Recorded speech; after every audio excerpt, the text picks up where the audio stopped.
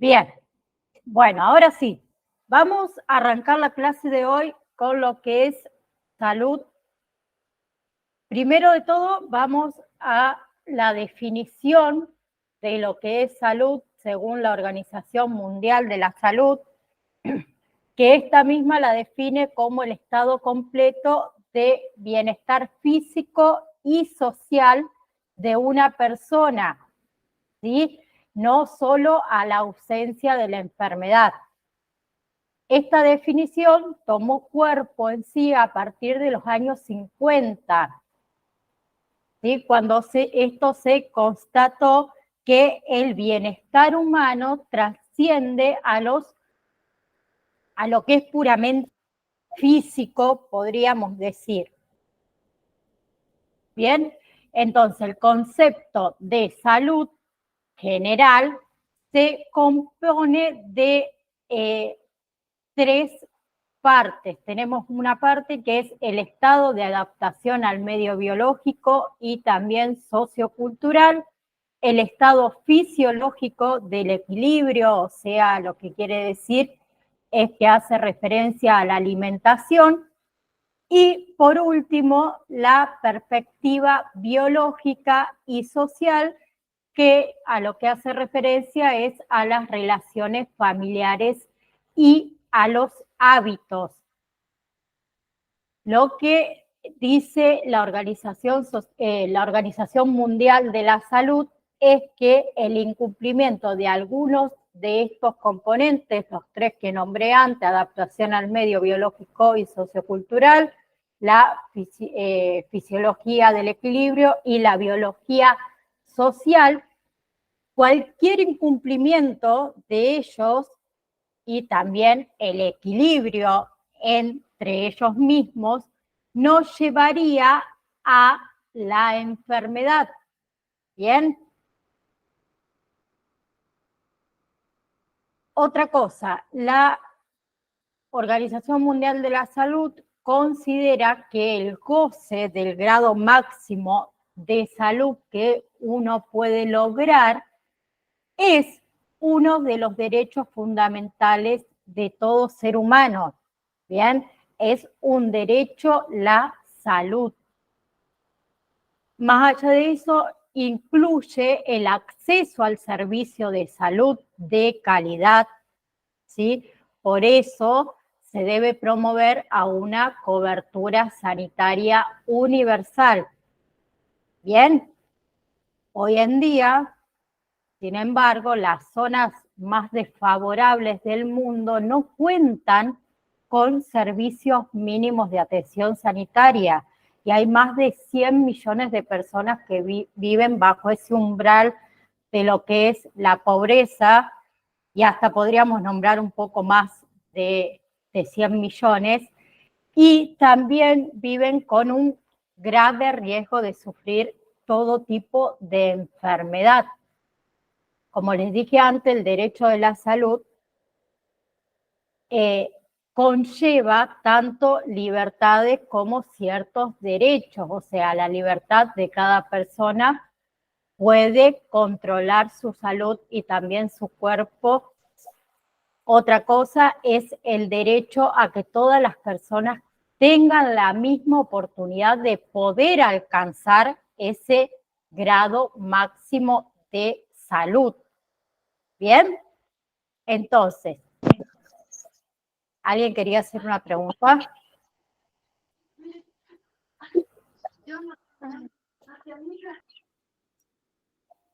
¿Mónica? ¿No? Bien. En fin, ¿qué es la salud?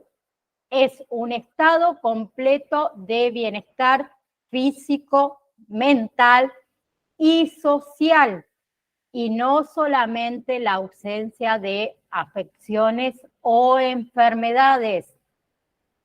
Bien, esta definición que estoy dando es el resultado de una evolución conceptual que surgió en reemplazo de una noción que se tuvo durante muchísimo tiempo, que presumía que la salud era simplemente la ausencia de enfermedad biológica.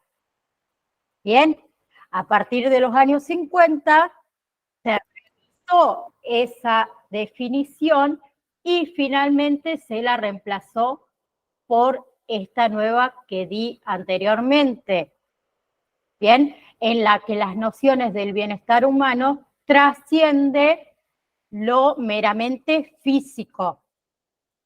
Luego tenemos la organización, por favor no compartan pantalla. Luego la Organización Panamericana de la Salud aportó un dato más, que la salud también tiene que ver con lo que es el medio ambiente que rodea a la persona. ¿Bien? Tenemos al doctor Ferrara, que tomó esa definición de la Organización Mundial de la Salud e intentó completarla un poco. ¿Bien? Y él agregó 3 áreas distintas. Primero, la salud física, que corresponde a la capacidad de una persona de mantener el intercambio y también de resolver las propuestas que se plantea. Esto se explica por la historia de adaptación al medio que tiene el hombre en sí. Luego tenemos lo que es la salud mental. La salud mental hace referencia a el rendimiento óptimo dentro de las capacidades que uno posee, relacionadas con el ámbito que nos rodea. Esa salud radica en el equilibrio de la persona con su entorno de ese modo, lo que implica una posibilidad de resolución de los conflictos que le aparecen. Y por otro lado tenemos lo que es la salud social, que esta representa una combinación de las dos anteriores, o sea, de la salud física y de la salud mental. Bien, en la medida que el hombre pueda convivir en un equilibrio con satisfacción también de sus necesidades y también con sus aspiraciones y gozar de salud social. Bien, por otro lado tenemos lo que es enfermedad. La enfermedad en sí se denomina enfermedad al proceso y a la fase que atraviesan los seres vivos cuando padecen una afección que atenta contra el bienestar al modificar sus condiciones ontológicas de la salud. Y esta situación puede desencadenarse por múltiples razones, ya sea de carácter intrínseco o extrínseco a lo que es el organismo con evidencias de enfermedad. Esto desencadena que, esto es un desencadenante, mejor dicho, que conlleva el nombre de noxas, entre otros. En fin, el término proviene de lo que es el latín infirmita, que significa falta de firmeza. Bien, en lo que es el lenguaje... Profe, una consulta. Sí, Matías. ¿Me podría especificar, o sea, dar una definición? Porque yo leí el apunte de lo intrínseco y extrínseco. Por favor. Bien.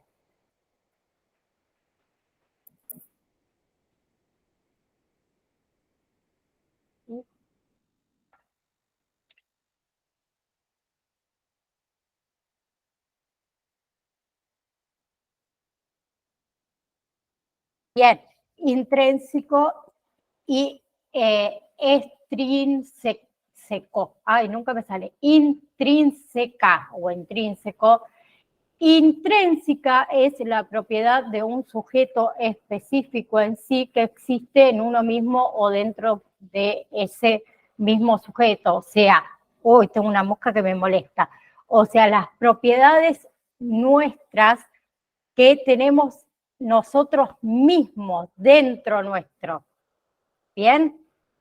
Y extrínseca es que no es esencial a nuestro sujeto, o sea, fuera, algo que viene externamente.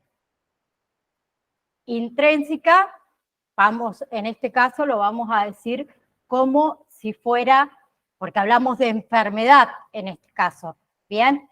Al hablar de enfermedad es algo que manifiesta nuestro cuerpo, viene desde dentro nuestro. Pero también hay otras enfermedades que las adquirimos por fuera. Vamos a suponer, una persona que... Sí, el humo de la calle, el humo... Exactamente, es externo. Un cáncer en X lugar de nuestro cuerpo, tenemos las dos partes.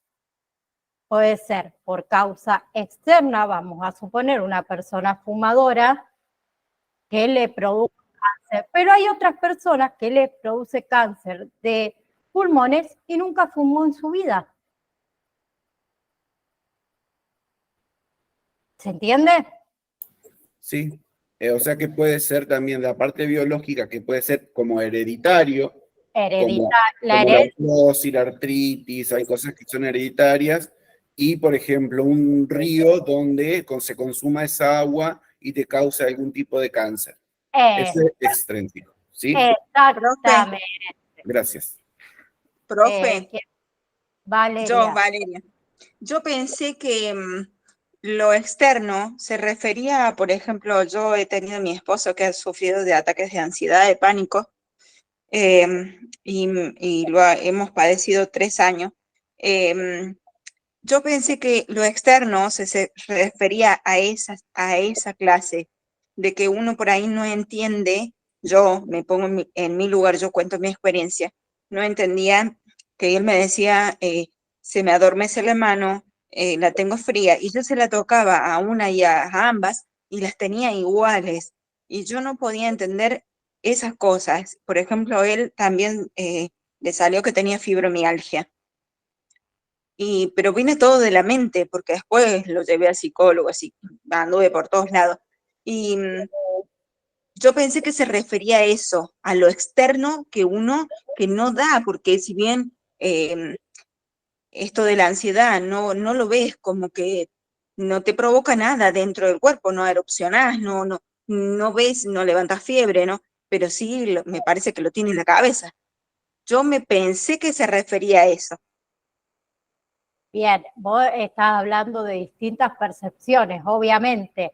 Él, en ese caso, sentía sus manos quizás sudorosas, frías, pero también eso provoca el ataque de pánico o la ansiedad. No va a ser lo mismo lo que vos percibas que lo que él percibe. Sí, claro, claro. Acá estamos hablando directamente de una enfermedad. Claro. ¿Bien? Sí, profe.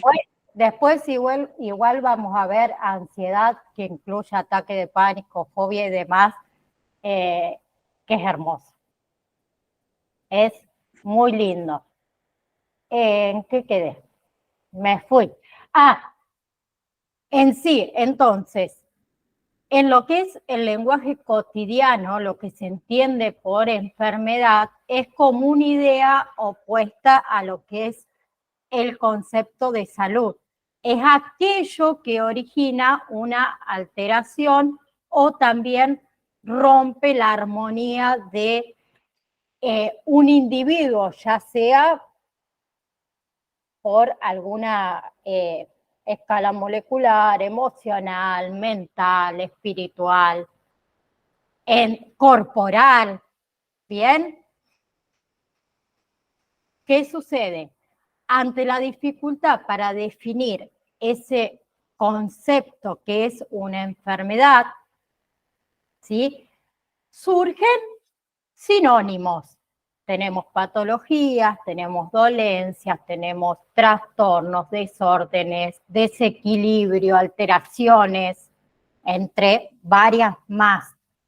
Pero en sí es una enfermedad. La llamamos de diferentes maneras según cada una de las patologías que sufre la persona. Existen también distintas ciencias que se encargan de estudiar, también de analizar y de combatir esas enfermedades. ¿Bien? Después tenemos otra definición de enfermedad según la Organización Mundial de la Salud, donde lo que es el término salud, habíamos dicho que implica el perfecto bienestar del nivel físico, mental y social de un individuo, mientras que la enfermedad es la presencia de un mal o una afección puntual. ¿Bien? Un individuo en sí que presenta tan solo una afección, o una enfermedad, lo podemos llamar también así, carece de salud. ¿Bien? ¿Hasta ahí vamos? Bien. Luego tenemos la clasificación de enfermedad según su origen. ¿Qué tipo de enfermedades podemos tener? Enfermedades bacterianas. ¿Qué más? Virósicas. Virales, bien. Respiratorias, mentales. Bien, tenemos. Eso viene de parte de la parte biológica, ¿no? No, porque una bacteria vos podés contraer una enfermedad. De las dos cosas. Exactamente. Tenemos. Acá también puede ser genética. Puede ser genética, sí, sí. Entonces, podemos tener enfermedades bacterianas, virales, venéreas también, bacterianas, la habíamos nombrado, respiratorias, mentales, enfermedades psicológicas, entre varias más. Luego de eso, vamos a empezar a hablar de los grandes determinantes de la salud de los individuos y también de la población en sí. A partir de un estudio, ¿sí? Que, si no me equivoco, la fecha fue en 1974, pero si les digo, no estoy segura, creo que era en 1974, donde Lalonde, que era un abogado y también un político que desempeñaba cargos en lo que es el Ministerio de Salud Pública de Canadá, se encargó de un estudio a un grupo de epidemiólogos para que estudiaran, ¿sí? En una muestra representativa las grandes causas de muerte y de enfermedades, en este caso de los canadienses. Bien, al final de ese estudio, él presentó un informe que decía que ese estudio marcó en realidad uno de los hitos importantes dentro de lo que es la salud pública, o sea, como una disciplina orientadora de acciones de servicio de salud encargadas de velar por la salud de la población. Entonces, se denominan determinantes de la salud al conjunto de factores, tanto personales como sociales, económicos y también ambientales. Bien, saben ustedes que en Argentina es uno de los pocos países, para no decir prácticamente el único, donde tenemos salud pública. Bien, y eso que es un derecho. Y hay muchos países que la salud pública... Valeria, ¿te puedo pedir que apagues el micrófono? Bien, y eso que es un derecho, la salud, pero cuesta caro y nosotros como argentinos muchas veces no sabemos valorar eso. Bien, entonces dijimos que los factores determinantes de la salud son los factores tanto personales como sociales, económicos y ambientales. Bien, y se puede dividir a estos determinantes de la salud en dos grupos. Tenemos aquellos que son de responsabilidad del Estado y son los determinantes económicos, entraría sociales y los determinantes políticos. Y por otro lado tenemos los de responsabilidad del el sector salud, que habla que dentro del accionar del Estado hay beneficios de la salud de la población, en lo que se refiere a vigilancia, a control en unos casos, a promoción, ¿sí?, a actualización directa, y esos son determinantes de la salud. ¿A qué hace referencia esos determinantes dentro del sector de salud, que es lo que nos interesa a nosotros? Todo lo referido a aquello relacionado con el estilo de vida, los llamados factores ambientales, los factores también relacionados con los aspectos genéticos y biológicos de la población.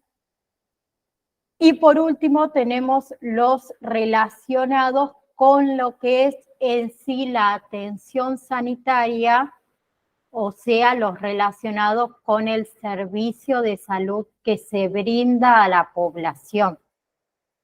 ¿Bien? Los determinantes de la salud desde el punto de vista del sector salud,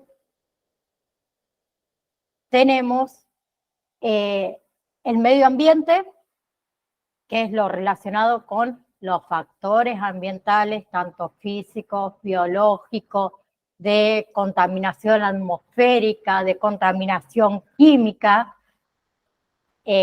tanto del suelo, del aire, del agua, que es lo que nombrabas, Matías, vos antes.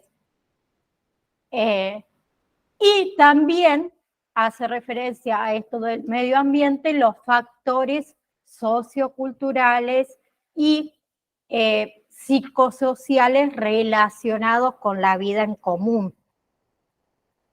El otro era el estilo de vida, relacionado con ¿qué? Con los hábitos personales y también de grupos de lo que es alimentación,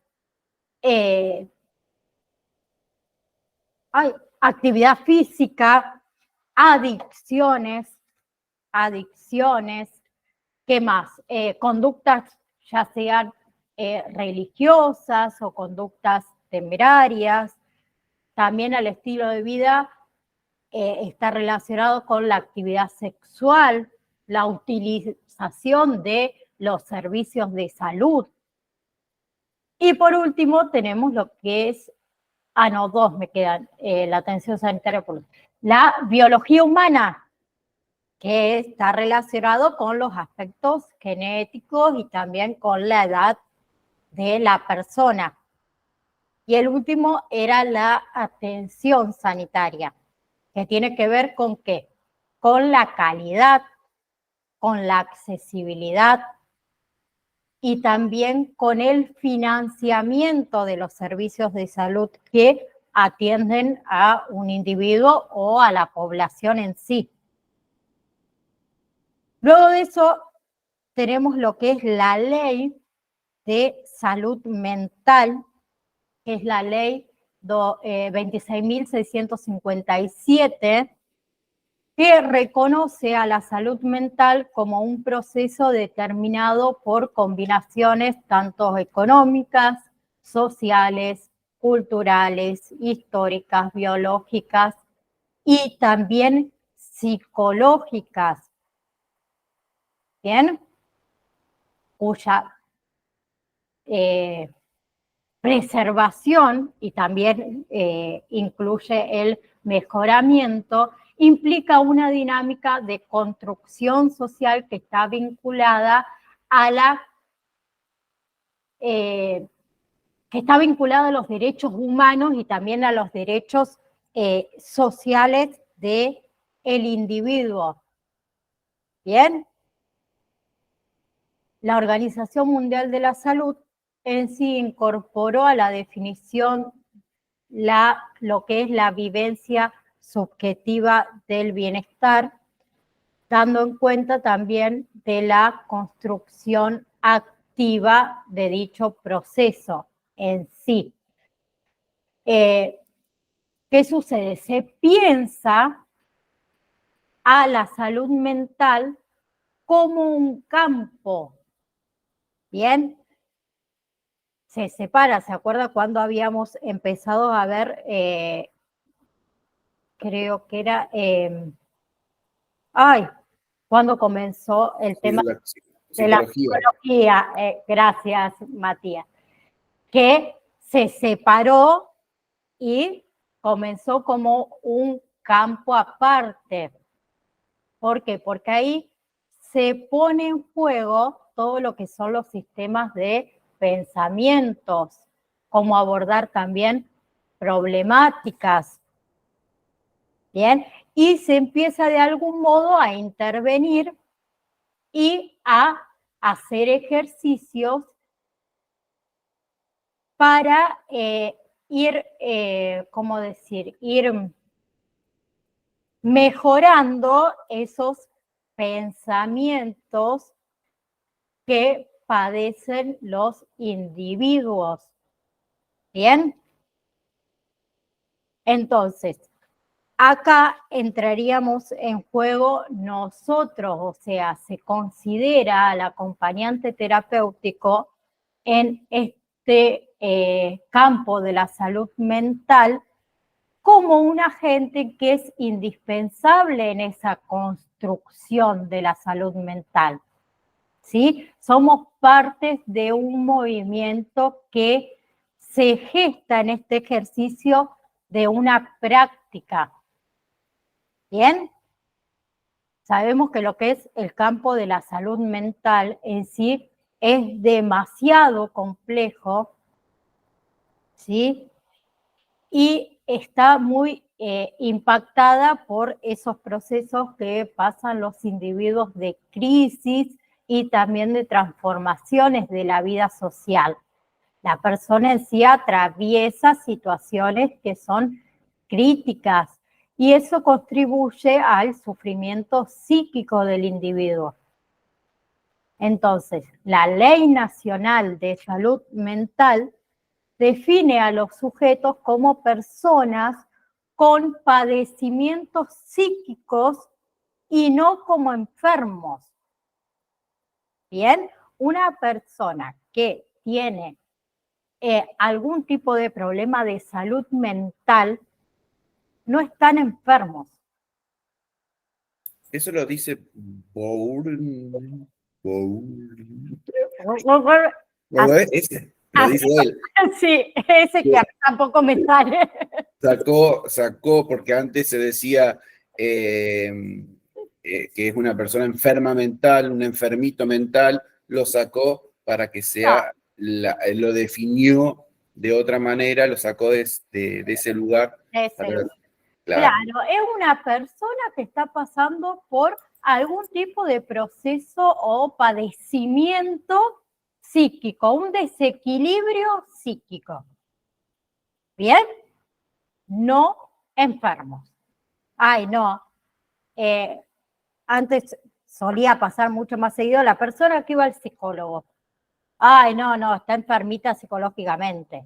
No, está pasando por algún tipo de padecimiento psíquico que necesita ir a un psicólogo, psiquiatra o lo que fuera, para superar lo que le está pasando psíquicamente. Simplemente eso. ¿Bien? Bien. Entonces, es un proceso que requiere, obviamente, de una práctica, ¿sí? Donde se incorpora todo lo que es la historia del sujeto, todo lo que es también la vida social que abarca también a la población en sí. ¿Bien? Bien. ¿Qué pasa? Todo esto empezó a cobrar cada vez más sentido, o sea, más importancia en que la figura nuestra de acompañante se incorpore en esto de la salud mental.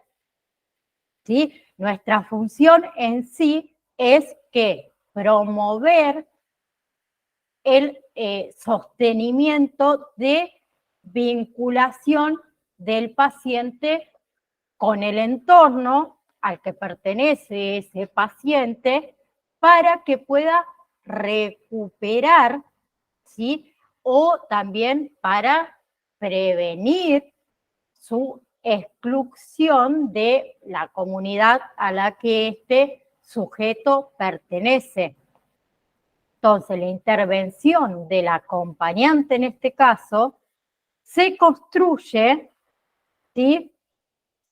Y es una práctica que es cuerpo a cuerpo, o sea, nosotros nos encontramos con el paciente y necesitamos ayudarlo o a recuperarse o a tratar de prevenir que esa exclusión de la comunidad no suceda. ¿Bien? Y ahí también entra un poco en juego lo que es el código de la ética. Que el código de la ética, acuérdense que es que regula el ejercicio de la práctica de lo que es el acompañamiento. Bien, entre los puntos más importantes que se pueden mencionar dentro de lo que es el acompañante terapéutico es que debe asistir a pacientes mediante previa solicitud de un profesional o de un familiar. También nosotros debemos comunicar y también establecer objetivos, establecer procedimientos, métodos. Debemos tener o cumplir con el horario. Debemos tener un honorario de trabajo. ¿Bien? Eso recuérdenlo siempre. Bien. Lo otro es el síndrome de Burnout. ¿Alguien lo ha escuchado alguna vez a lo que es el síndrome de Burnout o desgaste profesional? Sí, lo leí en el apunte. Sí, lo leímos en el apunte y lo vi mucho. ¿Nunca lo habían escuchado? No. Burnout no. Burlón puede llegar a ser. Burlón. Ay, Danisa sí lo escuchó. Denisa te iba a decir. Danisa sí. Bien, el síndrome de Burnout o también se lo conoce como desgaste profesional. No sé si muchas veces no le ha pasado, seguro a algunos de ustedes, esos días que uno se levante y dice, ay, no, otra vez tengo que levantarme, otra vez tengo que ir a trabajar, no quiero, no tengo ganas, estoy desgastada de acá y no me responde nada. Le pasó a mi marido el anteaño pasado y renunció a una empresa de 21 años por el trabajo. Renunció directamente porque fue muy, muy terrible. Bueno, por eso lo sí. escuché. Sí, le pasa a muchísima gente. A la mayoría, podría decir yo, que en algún punto, algunos hemos pasado alguna vez en nuestra vida por eso. El síndrome de burnout en sí hace referencia a la cronificación del estrés laboral. Bien, que da ese lugar a esa sensación de ese agotamiento generalizado, como les dije. Hoy no me puedo levantar, no me da la cabeza, no me da el cuerpo, no, nada. Bien, y muestra también síntomas y consecuencias. Bien, el agotamiento laboral es un tipo especial de estrés relacionado con el trabajo. ¿Sí? Es un estado de agotamiento físico, de agotamiento emocional, que también implica una ausencia de la sensación de logro, ¿sí? De pérdida de la identidad personal. ¿Vieron cuando el trabajo nos da esa sensación de, sí, hoy puedo, hoy lo hago, hoy me salió todo bien, estoy feliz, vuelvo a mi casa súper contenta? En cambio, cuando estamos pasando por estrés laboral, parece que todo fue para nada. Hoy no logré nada, no hice nada, llegué a mi casa y como que estoy... Profe, yo, Lorena. No, digo que también incluso a veces les pasa a las mismas amas de casa, o no necesario, o sea, es... Hablemos una mamá. O sea, la mamá justamente hoy día hablábamos con una mamá de jardín y se la veía devastada y ella decía, estoy todo el día en mi casa, todo haciendo lo mismo, todo, y bueno, se me vino a la mente algo así. Es que también es un trabajo ser madre, ama de casa y hay que estar. Y todos tenemos problemas, no solo aquel que trabaja fuera de casa. Y hay que llevar el día a día. Sí, permiso, profe. Por lo general es un acumulamiento de cosas.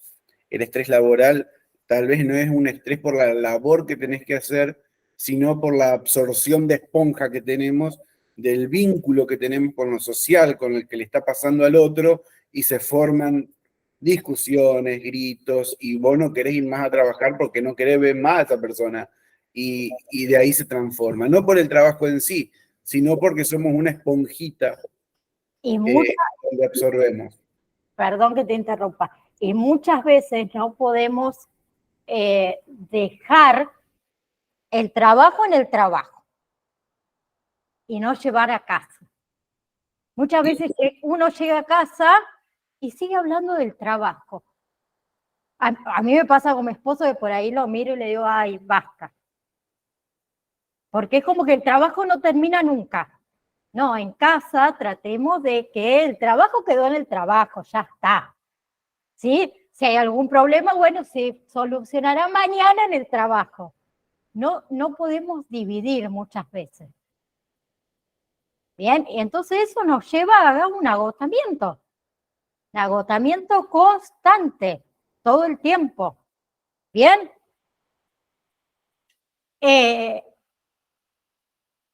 Entonces, le decía que es un agotamiento laboral, que es un tipo de especialidad, un tipo especial de estrés que es relacionado con lo que es el trabajo.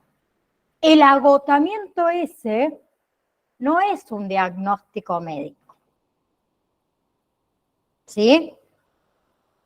Algunos expertos en sí piensan que hay otros trastornos, como es la depresión, ¿sí? Detrás de ese agotamiento. ¿Bien?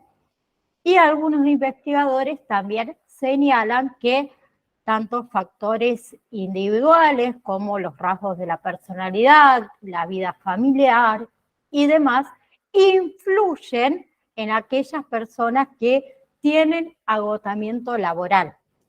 Lo podríamos nombrar como un combo. ¿Bien? Cualquiera sea la causa de ese agotamiento laboral, puede afectar tanto la salud física como la salud mental. ¿Bien? Tenemos síntomas de este agotamiento laboral. ¿Sí? Hay que hacernos un par de preguntas. Si ustedes quieren, pueden ir anotando ahí en alguna hojita cuántas de estas preguntas que yo voy a hacer les sucede. El que lo quiera hacer, los invito. Desde ya te digo, seguro todas. Mati.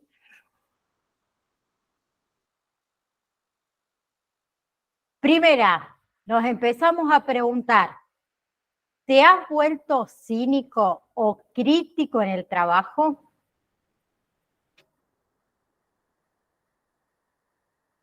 ¿Te arrastras al trabajo y tienes problemas para empezar? Muchas veces nos cuesta arrancar y una vez que arrancamos ya estamos, pero bueno. Siguiente pregunta. ¿Te has vuelto irritable o impaciente con tus compañeros de trabajo, jefes, clientes?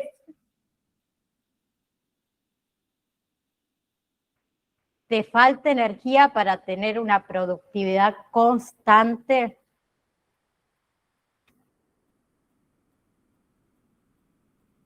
Siguiente pregunta. ¿Te resulta difícil concentrarte?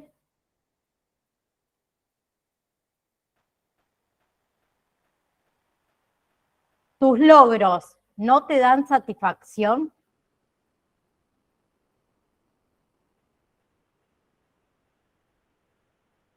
Término medio, dice Matías.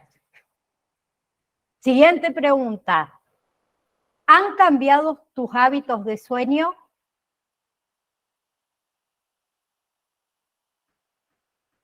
Bien, Matías dice que duerme toda la noche. Que nos pase la receta entonces. Vamos a ver si después no se toma algo, después se lo preguntamos. Siguiente pregunta. ¿Te sientes desilusionado con tu trabajo?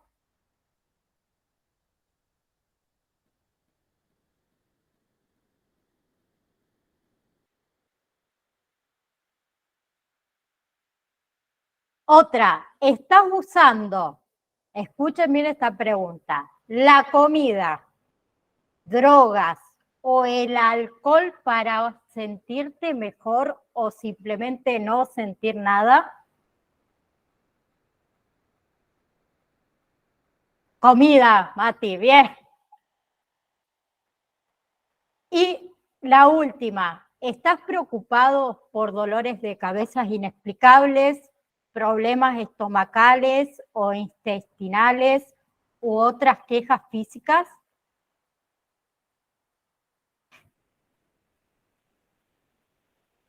¿Cómo le fue? ¿Quién me quiere contar?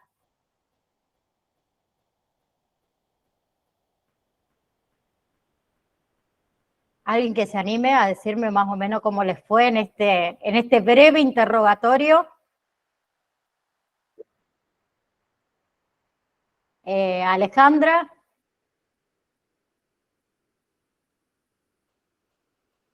¿Se me escucha? Sí. Yo te diría que no me cuesta arrancar. Sí me pongo irritable por ahí en el trabajo, no con mis compañeros porque, bueno, ahora trabajo sola en un centro de salud. Sí me falta energía, hay días que la mayor parte del tiempo no tengo energías. Mis logros es como que en el momento sí me dan satisfacción, pero después es como que no me siento satisfecha de todo lo que yo logro.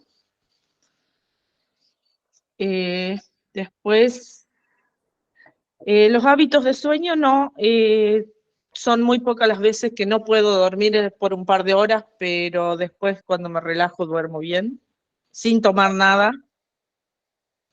Bien. Sí uso la comida para sentirme satisfecha. Y no, gracias a Dios, dolores no tengo. No sé si me salté alguna. No, creo que no. Ah, si te resulta difícil concentrarte. Hay días que sí. Hay días que estoy sentada frente a la computadora haciendo cosas y es como que mi mente está en cualquier otro lado o en ninguno en sí a veces, pero sí, me suele pasar. Sí. Bien, eran 10 preguntas. Quien tenga más de 5, por lo menos, estamos al horno, chicos. Entonces somos la mayoría que estamos Estamos pasando por en realidad, más allá de que no es solo el trabajo, es la situación económica, sabemos dónde vivimos, ¿no? Todo nos lleva a estar todo el tiempo, no paramos. Pero el estrés laboral es un problema. Bien,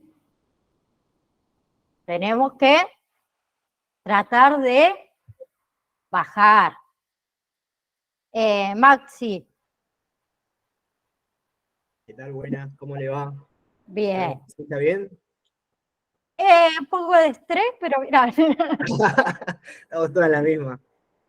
Sí, igual me pasaba anteriormente, bueno, porque hace poquito cambié de trabajo, pero sí, me costaba mucho levantarme, ya iba con la peor de las ondas.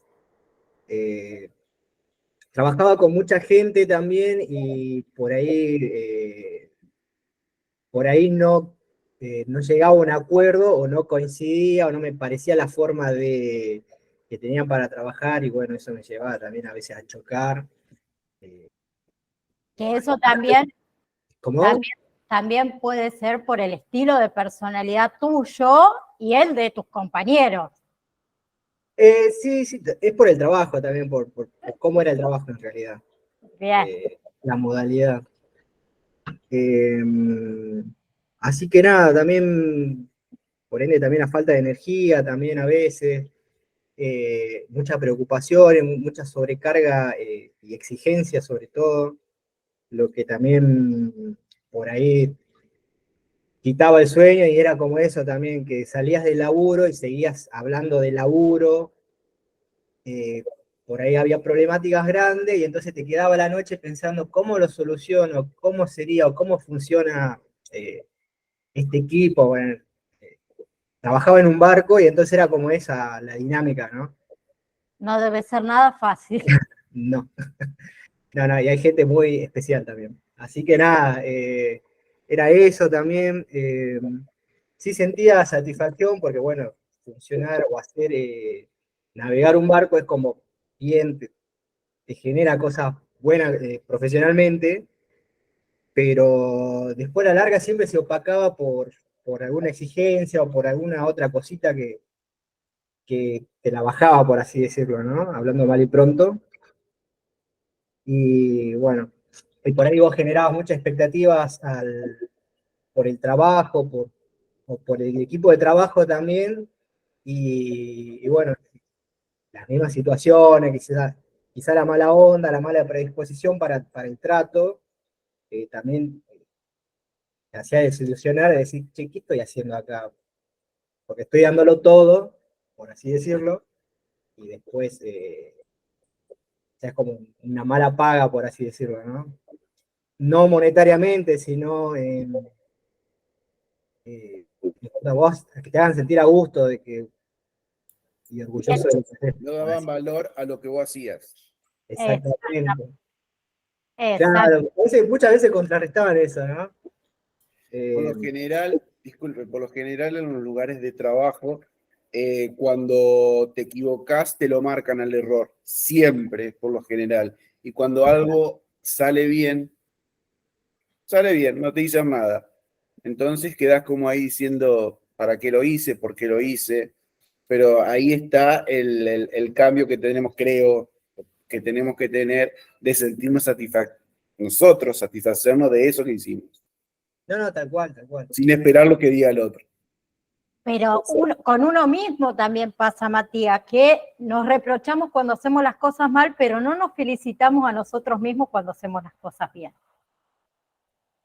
Y entonces nosotros mismos también tenemos que tener ese, ¿cómo decir? Ese poquito de... Humildad. Claro, de decir, che, hoy hice tal cosa y lo hice bien.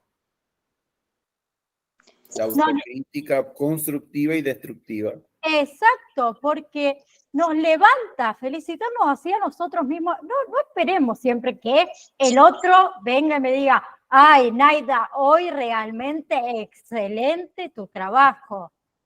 No, che, pará, hice bien hoy mi trabajo. Naida, la verdad que te podés ir a dormir tranquila y satisfecha porque hoy fue un día que tu trabajo te fue excelente, lo hiciste muy bien. Felicitémonos también nosotros mismos. Eso ayuda. Autoestima personal. Perfecto. Exactamente. Bueno, en fin. Si alguno está pasando por alguna de estas situaciones, lo ideal, ¿no? Es obviamente que consultemos con algún profesional, ¿sí? O atención médica, psicológica y demás. Bien, ¿por qué? Porque todos estos síntomas pueden estar relacionados también con problemas de salud como es la depresión, chicos, que no es joda. ¿Bien? Mati. Bueno, un resumen, yo estuve mucho tiempo con tratamiento psiquiátrico, una depresión muy complicada. Bueno, me diagnosticaron también síndrome de ansiedad generalizada, que está dentro de lo que vamos a ver ahora, y ataques de pánico. Doy ahora que gracias a los profesionales con los que estuve, a la medicación indicada, a la medicación justa, porque hay veces hay medicaciones que no son las indicadas y nos pueden agravar lo que tenemos. Por ejemplo, un profesional, yo estaba con depresión y me dio antipsicótico. Yo no dormía, saltaba en la cama, fue espantoso. Bueno, después encontré. Es difícil encontrar. Es muy difícil encontrar quién es la persona que nos puede ayudar. Podemos ir a miles, pero siempre hay uno que nos puede ayudar. Hoy me siento mejor, mucho mejor. El ataque de pánico es espantoso. Es espantoso. ¿Hay cura? Sí, hay cura. ¿Con quién? Con la familia, con las relaciones sociales, con el autoestima, con hacer cosas para nosotros mismos, curarnos para poder, esta carrera que nosotros estamos haciendo, necesitamos estar bien para poder ayudar al otro. Exactamente. Como dijo Mati, primero tenés que encontrar a alguien que le den la tecla. Y no todas las medicaciones son para todos. No es que viene Belén y me dice, ay, profe, vos sabés que no puedo dormir. Y yo le digo, bueno, esta noche tomate un cuartito de clonazepam. Y no. Nosotros nos medicamos, nos automedicamos, nos duele tal cosa, vamos a la farmacia, compramos, como si fuese que compramos caramelo. Y no a todos nos hace el mismo efecto. Por eso están los profesionales de la salud, lo cual debemos ir. Cuesta ir. Bueno, vamos a decir que no cuesta ir porque cuesta ir al médico, así sea, porque te duele la rodilla. Cuesta. Sé que cuesta. Pero con la salud, no. Y con la salud mental muchas veces lo dejamos pasar porque, bueno, no es algo tan grave. Peor fuese que tenga una úlcera en el estómago, no. No, disculpe, es como meter dentro de este vaso unas pelotitas, pelotita, y ese vaso en algún momento va a reventar. Es por eso que de mi propia experiencia recomiendo absolutamente hacerlo y no dejarlo estar. ¿Por qué? Que también está en uno de los libros, de lo que estamos leyendo, la parte económica. Uno deja de hacerlo porque no tengo la plata para hacerlo. Pero gracias a Dios tenemos en la Argentina la salud pública, que hay lugares donde nos pueden atender psiquiatras, psicólogos y profesionales que nos pueden ayudar. Y medicaciones acordes que nos las dan. De mi parte, bueno, yo podía comprarlas, pero de otras partes, hospitales, te las dan. O sea que a veces es cuestión de dar el primer paso. Voluntad. Belén y Alejandra, tengo las dos, las manitos levantadas.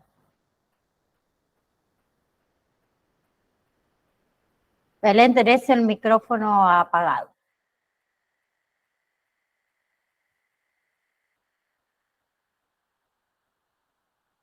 No, no se te escucha, Belén.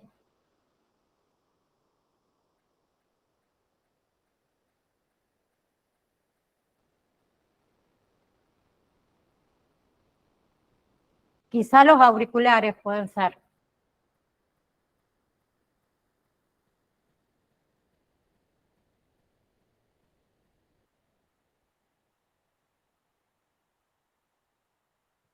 Ahora tenés el micrófono apagado, ¿no? No. ¿Querés escribirlo o es largo?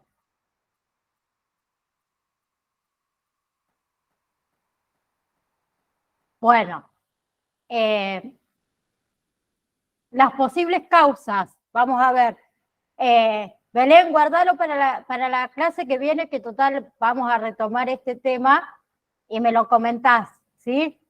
A mí y a los compañeros, obviamente. Posibles causas del agotamiento laboral. ¿Cuáles pueden ser? Pueden ser resultado de varios factores. Uno, falta de control, ¿sí? La imposibilidad de influir en las decisiones que afectan al trabajo de cada uno de nosotros, como son los horarios, las tareas, la carga de trabajo. Eso puede ocasionar un agotamiento laboral. También la falta de los recursos que necesitamos para hacer nuestro trabajo, ¿sí? Es otra de las causas. Luego tenemos las expectativas laborales que son poco claras, ¿sí? Si uno no tiene claro el grado de autoridad que tiene o lo que tu supervisor o otra persona espera de uno mismo, es probable que uno no se sienta cómodo en el trabajo. Otra cosa, la dinámica disfuncional del lugar de trabajo. Tal vez alguien en la oficina donde trabajamos te acosa o acosa a nuestros compañeros o te sientes desautorizado por el jefe, por los colegas, ¿sí? Que ellos interfieren innecesariamente en nuestro trabajo, eso también puede contribuir a lo que es el estrés laboral. Falta de apoyo social, ¿sí? Cuando uno se siente en el trabajo que está aislado, cuando uno se siente aislado también en lo que es nuestra vida personal, ¿sí? Es muy probable que uno se sienta más estresado de lo normal. Lo otro es extremos de actividad, ¿sí? Cuando el trabajo es, lo podríamos decir, caótico, ¿sí? Cuando se necesita de esa energía constantemente para uno poder concentrarse, ¿sí? Lo que eso, ¿qué hace? Provoca fatiga, provoca un agotamiento laboral súper estresante. Y la otra posible causa es el desequilibrio entre el trabajo y la vida privada. ¿Bien? Si el trabajo que nosotros ejercemos requiere mucho tiempo y esfuerzo, ¿sí?